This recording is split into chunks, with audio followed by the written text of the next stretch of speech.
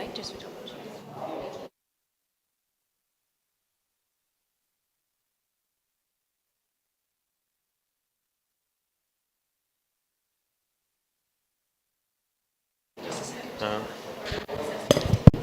It works. Thanks.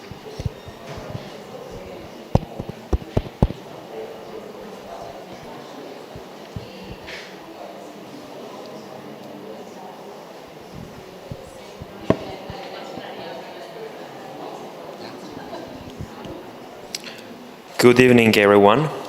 I hope everyone has had a fruitful and successful third day of the Capacity Building Hub. My name is Hayru Hakopian, and I'm a member of the Paris Committee on Capacity Building. The focus of today's events has been capacities, learning from and transforming our cities. Today, we heard about the importance of holistic approaches and co-creation of urban planning, technology and solutions. Sessions emphasized a need for cross-sector collaboration between innovators and city-level officials, collaboration that connects decision makers. Today's sessions showed us that decision-making and innovation must be participatory, inclusive, and locally led. Cities are complex and non-homogeneous. They have diverse communities with diverse needs. Today's sessions emphasize that as we continue to reimagine cities, we must also ensure an inclusive and just transition. Just capacity building must build resilience at the local level to respond to shocks as well as slow onset changes. Peace building also cannot be neglected at the local and regional levels. Indeed, community engagement, protection of cultural heritage, and local involvement in project design and implementation from beginning helps ensure relevance, ownership, and sustainability of solutions. Strengthening capacity is essential for effective adaptation action in cities. Today's sessions showed us that this is further strengthened through cross-cutting approaches.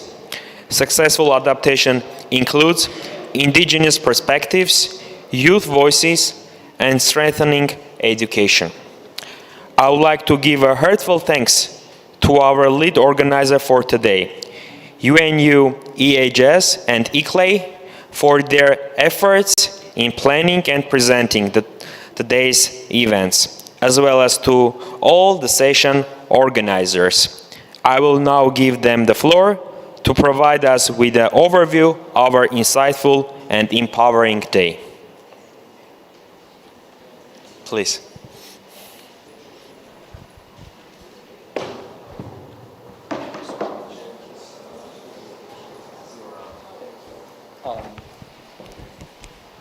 All right. Please join me in giving a round of applause to Jairo for the wonderful opening and closing comments on behalf of PCCB, First Committee for Capacity Building. This has been a wonderful day for us, and I'm so excited that we are closing this day with some wonderful speakers, key global leading figures. But first and foremost, I would like to thank First Committee for Capacity Building and UNFCCC Capacity Building Subdivision to give us this opportunity to collaborate with United Nations University to deliver this wonderful day with all the other organizers of the other sessions of the day. Today, we have witnessed a very interesting array of sessions on different topics, all anchored around human needs. And now we have people from different backgrounds, from local leaders to head of universities and thought leaders and international organizations and UN agencies to share their key takeaways that could hopefully inform the capacity building activities in 2024 and beyond. Without any further ado, I would like to invite our panelists to join me on the panel, starting with Governor Saida Melina Rodriguez Gomez, the Secretary of Sustainable Development of Yucatan, Mexico. Thank you, Saida, for being with us, please. And the next one, Lady Mayor Katya Dona, the Mayor of my beloved city of Bonn, please. Professor Xiaomeng Shen, the Director of UNU EHS, thank you for joining us, Xiaomeng. Mr. Imani Kumar, the Deputy Secretary General of ICLEI Local Government for Sustainability and our Executive Director of South Asia Secretariat.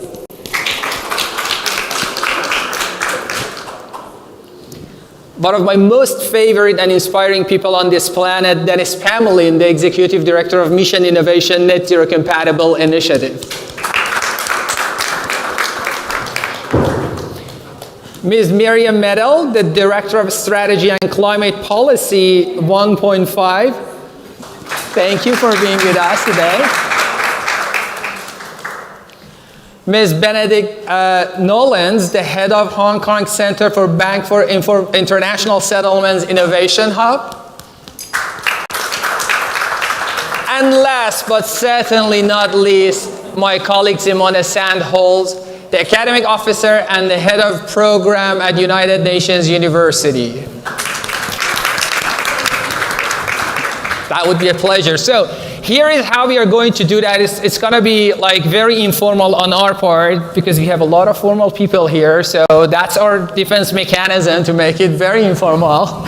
But we heard a lot from the sessions and thought leaders and different organizations leading on capacity building. And we were throughout the day inspired by a lot of key messages.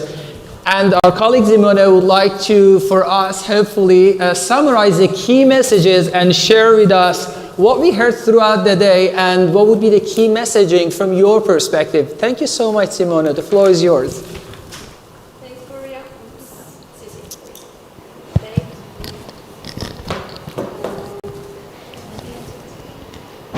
now. Sorry. No. Thanks, Puria, for this, and it has been a pleasure, as he said, co-leading this day with ICLEI. So what you'll hear from me is a very, very brief summary summarizing 9 sessions that we had over this day. So we started at 8:30 this morning, so you can imagine how challenging it is to put it together. I'll try to give a brief summary from this exciting day by giving you a few keywords that maybe the panel will later on pick up.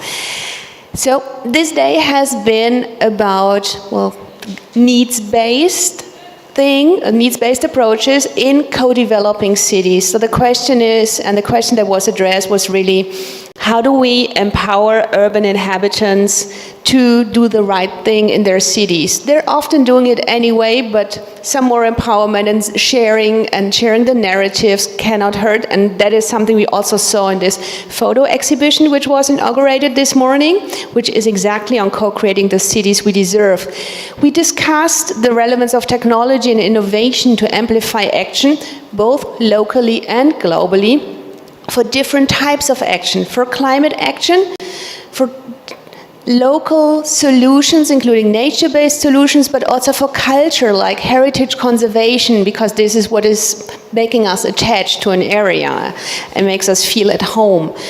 One of the key outcomes of the sessions was that capacities do matter, but we need to pick people from where they are. It doesn't really fly if we just throw another super high-level training on someone who doesn't relate to it. So we need to take care, need to consider the local realities people are living in, and that is particularly true for the most vulnerable in the urban societies. We also saw that it's not only about reading, teaching, but also about gamifying things. It's about community-based assessments. It's about the power of communication. And we saw that this very much links also to ongoing debates here at COP28, including the Loss and Damage Fund and debates around it. And we had the critical question, among others, how do the most vulnerable really get access to that in the very end? So it was a very vivid and interactive day, and I hope the panel will be exactly the same. So thanks, everyone. Thank you so much, Simona. I really appreciate that. Please join me giving a round of applause to Simona. She was one of our champions from the get-go, design of the day till now. And thanks for being with us still on this stage. So without any further ado, we would like to hear from our wonderful panelists, starting with Saida. Saida, today from the conversations, we heard that human needs need to come into the conversation when it comes to policymaking. And the local realities that Simona mentioned came up multiple times throughout the day. We oftentimes limit our mindset and perspective to climate change. And the conventional approaches, most climate strategies are very static and have this carbon tunnel vision without really taking into account human needs in different parts of the region. Local leaders in different parts of the world are dealing with realities. If it's parts of Africa, they are dealing with food issues, water issues. In Latin America, energy, waste. And in global north, we have other types of challenges, mental pollution, informal economy that is a sort of informality that's sort of new for global north, which was not the case for global south. So with all of that, how do you think we can embed human needs perspective into climate strategy, and what capacities we need to make sure we can deliver on the global needs around human needs? The floor is yours. Wow, I mean, this is a tricky question. But that's the answer should be the solution for a lot of our cities, right? So I will say that the first thing that we need to understand to make a difference in public policies that really change with the people, not for the people, but with the people, is to understand that we need to work together, as the panel says, right? And that's the governor of Yucatan said and asked for us to do from the first day. And it's work together with society, but also with academy, with universities, with the 3 levels of government, who has the way it works in Mexico, but also with private sector. And let me answer the question with an example, because right now in Yucatan just had the first date of our big park is 20 hectares. Right now is they call it the La Plancha. La Plancha is the old train station in Yucatan. It has a public void in the middle of the historical center in the Mérida, the capital of Yucatan. And right now it's completely restored. But it's not only a new public space, a recovery public space, work with the people, but also is used as a new green infrastructure in the historical center in Yucatan. So it's more than 3,000 new trees, but more than another 3,000 that is already there, who is remaining there, and a new lake, a lot of public spaces, of course, a lot of people who live in the neighborhood participate in the creative process of design the park. And right now, all the people is excited to connect with another innovation public spaces in the city. But for example, the new electrical bus route that we are about to start in the couple of days in Mérida, who is more than 79 kilometers of this new public route in between another one. So I would say that is to not be afraid to work together with the people and create something that you maybe not be able to believe that is possible if we work together. Thank you so much. I think the keyword of co-creation matters a lot, particularly when it comes to capacity building, which is literally the interface of collaboration across different stakeholders. And thanks a lot for that. In the audience, you may think like we have a governor and we have a lady mayor here. Before moving to the lady mayor, I would like to ask a question regarding an analogy that we use in the city network space. And this is the analogy. Which of you have an older siblings? Please raise your hand. Older siblings? Great, great. Which of you have kids? Fantastic. Which of you have been kid?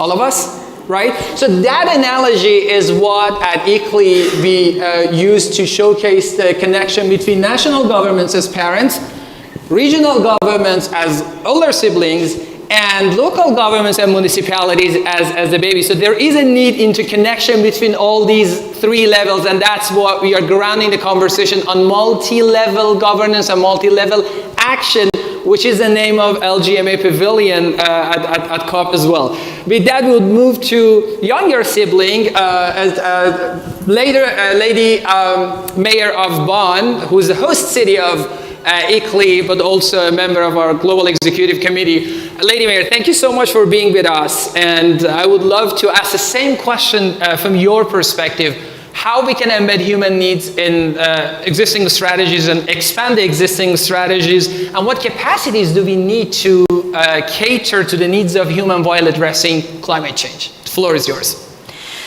Thank you very much for the invitation, and I think I have to think about the sibling theory, and I'm not sure whether I agree, but that is not the topic that we discuss tonight. First of all, what Seda said. Yeah, it is. There is no difference between the siblings. It's exactly what you said. And what do we need to learn, and what do we need to transform, and what do we learn to transform? Yeah. When I have a look on my city, when I look to Bonn, and when it comes to the question of climate change and the consequences of the climate crisis, the city council decided that the city should become climate neutral in 2035 latest. And the decision was taken in 2019. And in 2019, the city council also declared the climate emergency. But there were no measures behind that, and we had to develop that measures. And how did we do that? The first thing is that we listened to science. Yeah, and thanks a lot, for example, to the United Nations University and their stance in Bonn, because all these very good scientific institutions that we have in Bonn, they supported us a lot. But the second side of the medal is that you listen to your citizens themselves. And we had a wonderful process called Bonn for Future, which was a civil society-driven process, but in a very close cooperation with the city administration. And what we did, or what Bonn for Future did, was that they selected randomly citizens and brought them together and mingled them with stakeholders, with scientists, with experts on climate change. And what we really found out, that related to your question, how did the human needs enter the field of discussion, that was very much by the citizens themselves, because they wanted these kind of topics to be discussed. And I think that we managed to bring these different perspectives together, because we developed our climate plan, our path to become climate neutral in 2035 latest, because we did it with our citizens. So, and for me, it is also very important that the whole process is designed in a socially just way, for otherwise the whole tackling of the consequences of the climate crisis will not work. It will only work when we manage to get all people, all hands on deck, and all people get involved into this huge transformative process, otherwise we will not win. And I want to make one last point that is inspired also by the exhibition, but I remember that we talked about this question when we listened to a lot of scientists who presented their wonderful new studies in Bonn. The question is how we bring this knowledge that we have, all the brilliant knowledge that we have about climate change, and even the solutions, how we can tackle the consequences of the climate crisis, how can we bring this knowledge from the head of the people to the heart of the people? And therefore, we need to learn by art and culture. And that is also represented in this wonderful exhibition. And I think this is still not highlighted enough in the whole process, how important art and culture is as a multiplier for what we already know to bring this knowledge to the hearts of the people. Thank you very much. Thank you so much for your contribution. Yes, I fully agree with you that sometimes visual materials may actually be louder than words. And what I understand from your contribution is adding to what Saida said, this co-creation needs to take place, but also hand in hand with citizens, backed by science. And that's exactly the moment we transit to our next speaker, Professor Shen. The Institute, under your leadership, is serving as a think tank for many UN organizations and providing a lot of science-informed and evidence-based recommendation in different fronts, including capacity building. So I would like to understand from your perspective, what would be the role of research and education to enhancing and supporting the capacities that we need within the cities, but also the new capacities that we need to build and scale up to address human needs in our agenda setting approaches. The floor is yours. It's a big question. I love asking big questions. But you have asked a lot of big questions before. So first of all, I'm really happy to be here to have this conversation, because cities are absolutely the very important spaces, because as you know, 50% of world population lives in cities since 2007. Until 2030, there will be almost 60% of world population living in cities. Cities is also a place of a lot of hope and provides culture, facilities, huge For instance, in small fraction of climate research consists mainly natural science approach, modeling and projection into 2000. All of those things. These are certainly very important scientific data, but these data do not really speak the language of hope. Because you have the gloom and loom scenario, people get more desperate, and that would paralyze them to take actions. How can we enable people to take actions is really the other more than 90% of scientific research, which might, in fact, they are not. I give example, money is a story. If all of us here would stop believing in money as such a concept, this will not work anymore, right? So creating such a story, hopeful story, if you look at the pictures, full of hope, a lot of colors and joy, even people who don't have much, you can see that they are not coming from a wealthy background, but full of hope. On those pictures, see that they are not coming from a wealthy background. Needs-based conversation into the picture with all the actors. What needs to be done? What is the future of capacity building globally and particularly in Asia and Pacific that you have a very good overview of it? The floor is yours. Thank you. And my colleague Pauria is actually the energy he brings into the discussion. I think that's the great thing at 6:30, and he is so much of energy he has. Thanks, Pauria, for bringing that energy here on that. I agree with our three lady speakers, what they have said. Maybe I'll give you one example. Way back in 2002, 2003, when I was started talking to mayors in India about climate change. Yes, global north, maybe they know that they have looked into. But Indian mayors, they are not, because the national government at the time was not that interested to talk about climate change because we don't have any.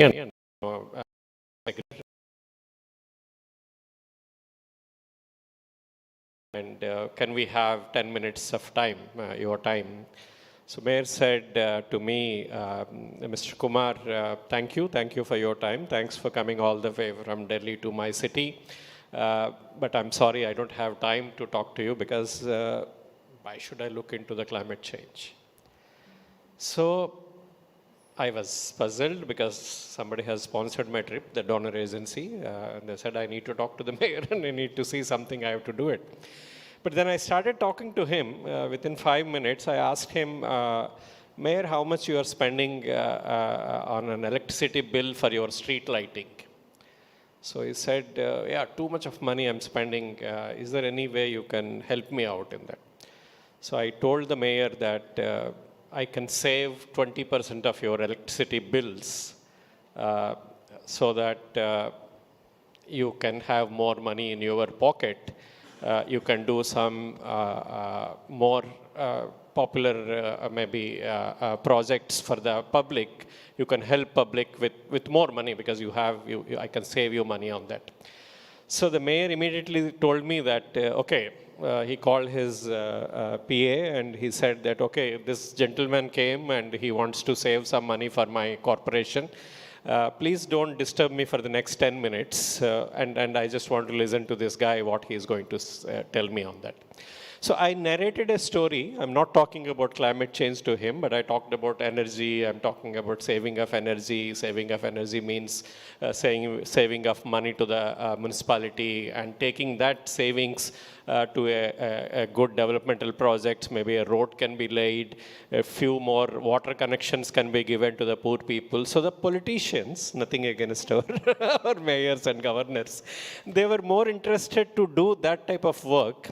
But I said that if we do all these things, sir, if you change your lights to LED lights, there were like at the time fluorescent lamps to CFL to LED. A lot of technology changes happened, but last 20 years. So the mayor was interested in the language, what he understands, to tell him so that he can understand. And after listening to him, he said that, yes, I am interested. Can we do something on the street lighting thing? But he said, then I told him that, Sir Mayor, if you do this, if you are also going to reduce the carbon emissions, because in India we have around 70% of power comes from the coal-based, thermal-based power plants and that. So my point here is the capacity building to the politicians, or capacity building to the engineers, capacity building to the communities. We need to tell in their language what they understand. I think the pictures, what she was talking about, Mayor here. So unless until you do that, I don't think we are going to do a capacity building for them. That's one point on that. Just two more points and then I'll stop. The second thing, we just, so that was the story of 2002-3 I'm talking about. Now I will tell you 2022-23 story actually. Right now, as we, India was the, till 1st of December, we are hosting the G20, hope the group of 20 countries. We were asked, ICLEI was asked by the ADB, Asian Development Bank, to help them out in capacity building on the municipal finance. Again, finance itself is I don't know how many of you are familiar, like the issues on the financial matters with the municipalities, the financing systems there, and how can we bring the municipal infrastructure financing, the blended financing, the bonds, climate bonds, green bonds, all this information. So when we were talking to the ADB, obviously they have their best experts lying there. But they said that if I have to go and tell you all this information to a financial team in a municipality, I don't think they're going to listen to us this thing. Again, the point I just want to bring here is that how can we do that? That's what the point I think Paurya is asking. So we looked into maybe can we prepare some games on the financing matters?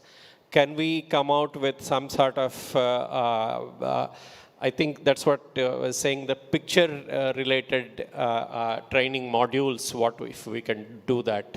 And what I also said that is, I think the point is coming up is, again, if we can do like a peer-to-peer thing, actually what a municipal employee, a financing employee of a municipality can go and talk to another municipality employee.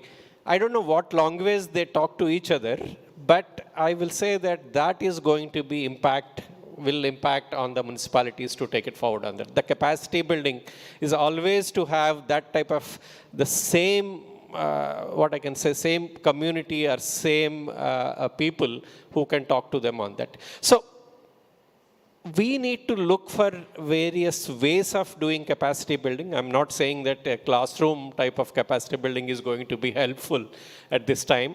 Or we always do that actually we take them to a site, showcase those projects, and then so that they can take it forward on that. So there are various ways which we have looked into, not the training programs in the classrooms are not doing a boring lectures to the municipal officials. So we came up with various ways of doing that.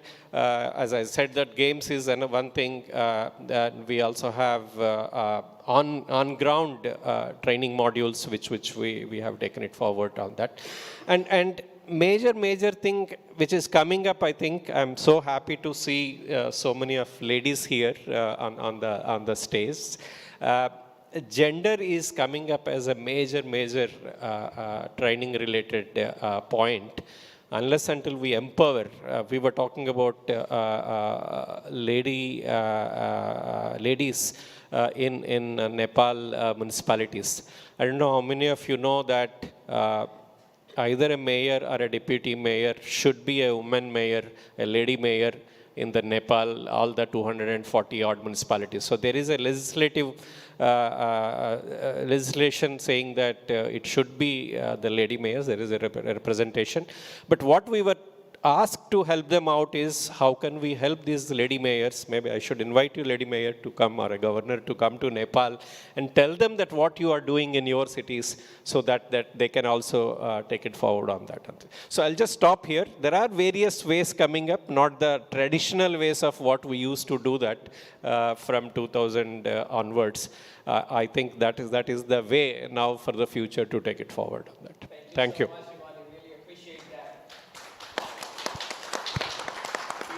know that we need to take future population into consideration. We should plan for 11 billion people when we look into horizons of next decades in this century.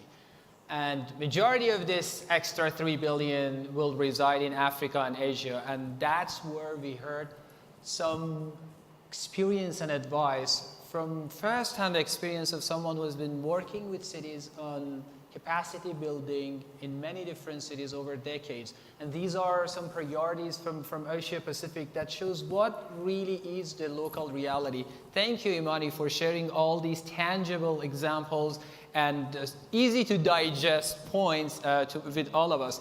Moving forward, I would like to save Dennis for the last. We would like to move to Miriam as a strategist in climate policy.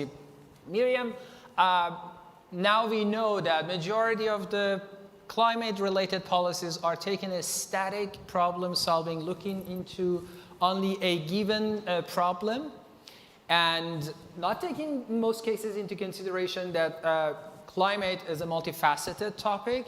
Climate change and sustainability is a moving target, and it's evident that our local leaders are finding it hard to match past performances with the existing tools and policies. And local realities that was reported from Simona throughout the day, and also our governors.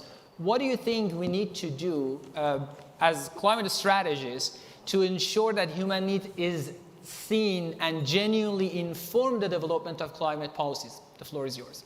Thank you very much. And first of all, thank you for the invitation. I'm very happy to be here. Also with Saida, who is my compatriot. I am also from Mexico, and also with the Lady Mayor Dorner, which is the mayor of the city that I now call my home. I represent 1.5, which is a consultancy firm, just a very brand new consultancy firm founded by Patricia Espinosa, who is the former executive secretary of the UNFCCC. In these early stages of our new project, we really thought about where in the climate space can we make the most tangible contribution. And then after a lot of thought, we decided we were going to concentrate on 3 topics. One is city and urbanization. You said it very clearly. The majority of people already live in cities right now. And that is where, as Patricia has said in other occasions, the war against climate change will be won or lost. Then the second issue is very much related because it has to do with finance. And the finance as the key, and the key to unlock resources, innovation, change to make the transformation policy possible. And then the third one has to do with a mix of gender and education as something that we also consider is very important to enable everyone who has to contribute in transforming practices. Now, to your question, I had asked a colleague to help me with this. She's very recently starting to work with some foundations on actually unlocking what is it that cities need. And then, our conclusion goes to some areas that go through the energy transition. So that may probably be one topic where that would need some prioritization. So we have transportation, industrial activities, energy production, buildings, and specifically residential. And specifically residential in cities like Mexico City or many Latin American mega cities that have, that are set up in a way where you have homeowners, but not necessarily very wealthy, but that could do something about their contribution to net zero and energy transition. And then waste management. But then when I was listening to everyone, the 2 things that, actually 4 things that struck to me were urban-rural connections. I think that is going to be very important, and the cities are the ones that have the capacity to make this a better interaction. The second one is adaptation and resilience. We tend to concentrate on mitigation, but cities have an adaptation imperative that needs to be really taken into consideration into every single policy. And then finally, two things. One is move to a crisis footing because we are in a crisis. So policymakers, regulators, legislators can no longer go like business as usual. We follow the electoral cycle, which is great. I mean, that's the way it is. But it has to be through a crisis footing and responding to the emergency as the city of Bonn did when they declared the emergency. And then the final, which I think has been touched upon by everyone, is putting people front and center. This is about the city. This is about the climate, this is about nature, but ultimately, it is about people and how we live, how we interact, and how we reimagine the spaces where we exist. Thank you. Thank you so much. Wow, you shared a plethora of options and entry points that we could talk about it for hours, but I would like to pick on finance aspect of it because that was melody to Benedict's ears.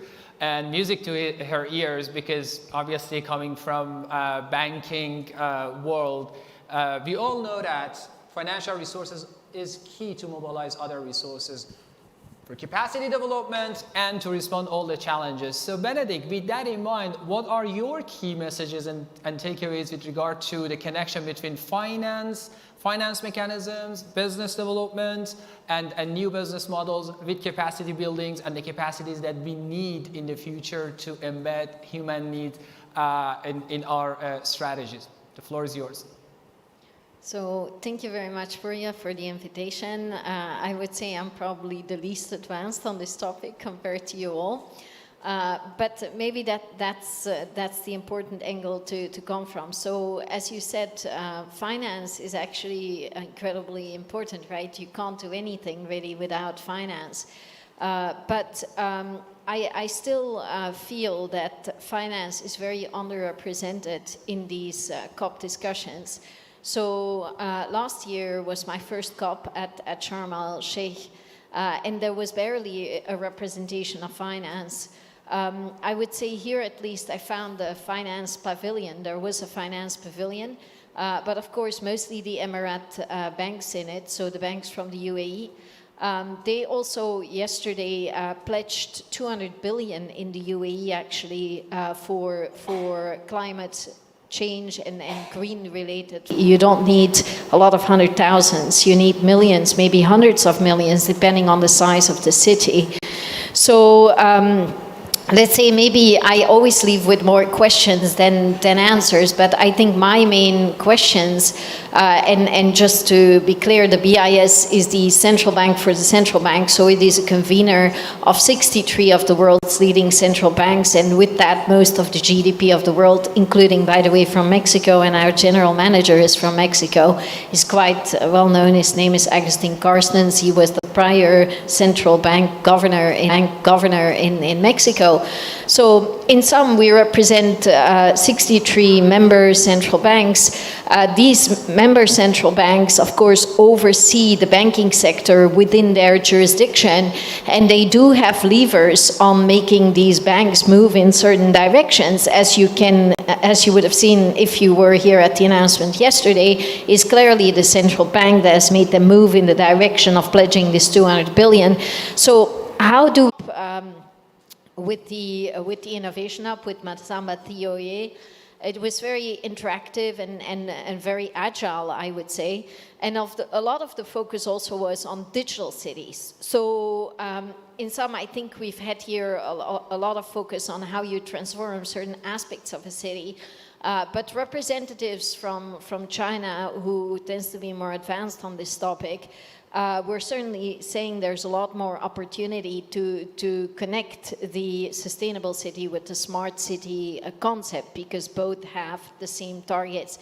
Now, smart means data, and data means transparency from a green finance perspective. So I see more dots there to be connected, quite a lot more dots to be connected. How to connect the dots, I'm not entirely clear yet, so I need to give that more thought. I do think it's obviously sometimes easier to start with a specific city and then showcase how that connection between finance, between sustainable city and smart city, how in an example city that connection has been made. And then I think other cities can learn from that. So I'll leave it at that. Thank you so much, Benedict. You covered quite a lot, and I noticed when you were talking about finance for cities, our elected officials here were nodding their head, which means that like they agreed with you, and that is true. We already know that only 10% of global climate funding reaching to the cities, while like all the actions are taking place on the ground. So certainly there is a need to facilitate access of cities and local governments and regional governments to finance, and obviously digital capacity is a very crucial aspect of capacity building, something that BIS in collaboration with their partners ran the COP28 Tech Sprint where 122 solutions were submitted, out of which 15 of them were selected and showcased in the report that you published yesterday as some exemplary type of digitally digital type of solutions. But digitalization is not the end. We all know that it's a means, and I was very inspired by that report. Would you like to add a sentence to that? Yeah, maybe to just say not all these solutions are directly relevant to cities, and a lot are relevant, so to say, to climate more than cities. But for the city side, the sensors are very key. And sensors are very accessible now, and you can use them for many different applications in cities, right? And again, sensors equals data equals transparency. That's the way I look at it, right? So quite some sensor-related and satellite-related technologies being applied to cities. So if you want to take a look, you can just do COP28 BIS-IH for BIS Innovation Hub, and you can take a look at the report, and Purya was kindly acting as a judge there as well. Thank you so much, Benedict. Really appreciate for your comment. Simone, she was part of this story from the get-go, from development of the concept, planning, opening plenary of today, listening to all the sessions, reporting on all the sessions, and now you heard from most, but not all, the panelists. So I would like to hear your 2 cents to sort of round up this $1 that you're creating together. You asked me to summarize that here. That's impossible to do, particularly not at that time of the day. No, happily doing that. I think trying to summarize it and trying to find the essence of what has been said here is, I think it was a lot about learning together and being able to speak together across sectors and initiatives, but also linking adaptation to mitigation in a way that it speaks to the people. And I'm not going to talk long, but I took a few notes, and what I found really interesting is that, well, we need to hear these voices of hope. We can't only work with, that I think is the essence of the day as well, we can't only work with these doomsday scenarios, as much as we know that we are in a crisis and the crisis will deepen and there's more terrible impacts from climate crisis, including in cities.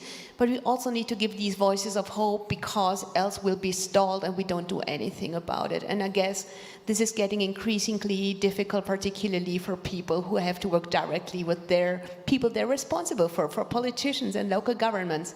But what I found really striking is that this comment, and I think Lady Mayor Dona made it, that we need to touch the heart of people, and my director also commented on it. So this is about the stories. This is not about the numbers and facts. This is about the narratives and the stories and the stories of hope that we provide, including from different sectors, including even finance, including data, including all kinds of different things. And well, we also said we need to put people front and center, and that is exactly what it is about. I'm an architect by profession, so I started from building houses in cities, but then suddenly, or at some point, I noticed it's about the people living in these houses that are the essence of cities. And that, I think, has been beautifully depicted. And I leave it with that, because putting people front and center also means at some point releasing you at 7:30, I believe. You could do that even at this time of the day. Thank you so much. Please join me in giving a round of applause to her. And last but certainly not the least, the credit should be given where it's due. And for those who are familiar with the human needs-based perspective and this discourse, they all know that Dennis Pamelin is one of the most prominent figures, if not the most prominent one, in bringing human needs-based perspective into the climate change discussion across the boards. And it's what you're doing, Dennis, in Net Zero Compatibility Initiative, in Mission Innovation Acceleration Track, and in other engagements that you have is truly inspiring. And we've been pleased to work with you over the course of the past year and a half.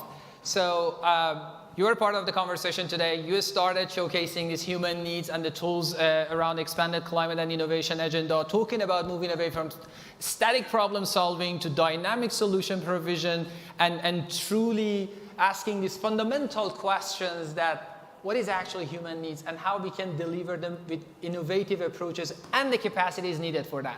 So I would like for you to wrap up the whole conversation with the key messages that you want to share with the audience. Oh, exactly. Wow. I don't know, there's been so much optimism. I like to build on the war thing here. 1970, Marshall McLuhan said, the Third World War will not happen on the street, it will happen in our heads. There will be a war of ideas. I'm afraid that the city so far has lost that war. Because it's been a war not between right and left, not between political ideologies, but rather, I would say, between the long-term human perspective and the short-term consumer perspective. We've been mentally polluted with fast food, fast fashion, fast media. And policymakers so far has not really been able to wrap their heads around that. Because we're losing youth. Youth are losing hope.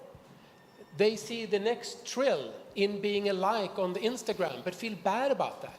Because they know there's no quality in that life. But still, that's their life. So sometimes I think we need to break out of our bubble here where we see things very well, and also take the bigger picture and say, we need to acknowledge that cities is where the future should be born and bred, and the vision for the future should be. But that's not really the case. Ask any youth, and they see that's in the tech companies, or other people who not really have their own will at their heart. So when you look at young people, when I'm out talking, where do you want to work? Very few people say, I want to work in the local government. And we even laugh. That should not be the case. We should cry. Because that's where the future should be born. That's where the next generation of passionate future builders should be. They should not go to the big tech company who want to sell ads to us. And that's my vision here, that the capacity building needs to be on a whole new level. It needs to be on how we create the future, how we bring hope together again. Because that's not what we see today. And that's what I hope this PCCB network can really bring to this, and local communities also. Because I want to be, the last 30 years, I've been part of the problem. I've been working with the tech companies because I thought local government were too slow. And I've been part of very exponential changes in society, but not to the benefit of the many. And that's what I'm trying to recap now and say the next 30 years, that's my time horizon. We need to see that nothing of what we thought 30 years ago was really brought to the forefront really from cities. How we listen to music, how we eat, how we meet, how we arrange meetings, all that has been shaped outside the cities. That should not be the case. I want us to bring back the future and the ownership of that. We should own not the senses, but the ideas of what people really want. Because we don't need smarter cities. We need more compassionate and creative cities where the future is born. That the smart cities have been owned by the companies. They just optimize old situations. So what I'm here to do is to have a joint vision of that new future being born on the local government, because that's where people are living their lives, but they don't understand that because they live their life in the clouds now. So with that said, let's come together and make the future be born on the local level with cities and have capacity building be on a new level. Thank you.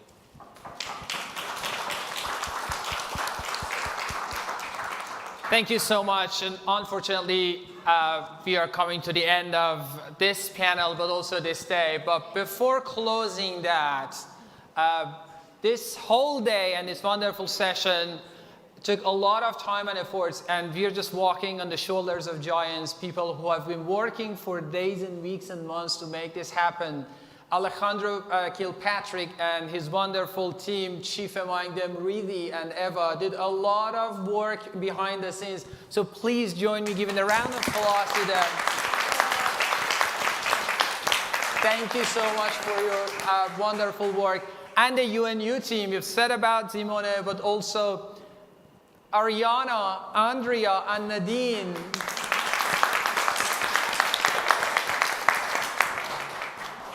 And my wonderful colleagues at ICLEI, David Corbett, Amy Jones, and Saman Sadeh.